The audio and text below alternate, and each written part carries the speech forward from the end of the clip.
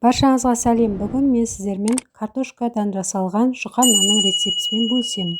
Картобымыз қайнағанша қамырымызды дайындап аламыз. 400 грамм айранға 1 шай қасық тұз, 1 шай қасық пищевой соданы салып, 500 грамм ұнмен жақсылап тұрып қамыр илейміз.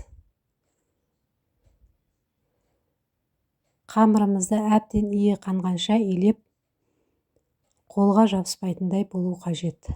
Қолға жабысқан жағдайда үстіне ұн салып, әбден илейсіздер. Иленген қамырымызды мешокқа салып тындырып қоямыз. Енді картобымызды дайындаймыз. Картобымызға 50 грамм сары май мен 1 шай қасық тұз қосып, езіп алып, бетін тегістеп 8 бөлікке бөліп аламыз. Қамырымызды да 8 бөлікке бөліп, барлығын дөңгелектеп аламыз. Менің арнама жазылып, лайк басып, мені қолдап өтіңіздер. Алдағы уақытта түрлі рецептермен бөлісетін боламын.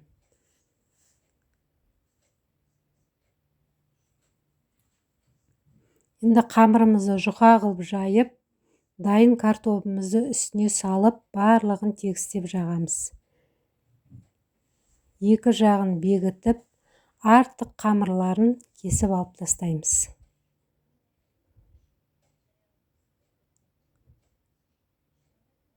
Өстіп барлық нанымызды дайындап аламыз. Бұл өте керемет дәмді, үйдегі бар заттармен дайындалады.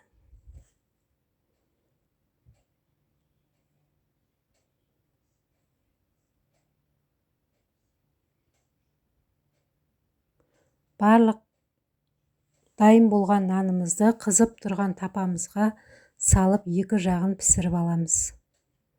Тапамызға май жақпаймыз, құрғақ күйінде. Орташа отта пісіріп аламыз. Дайын жұқа нанымызға ертілген сармайымызды екі жағына жағып шығамыз. Барлық нанымызды осылай пісіріп аламыз.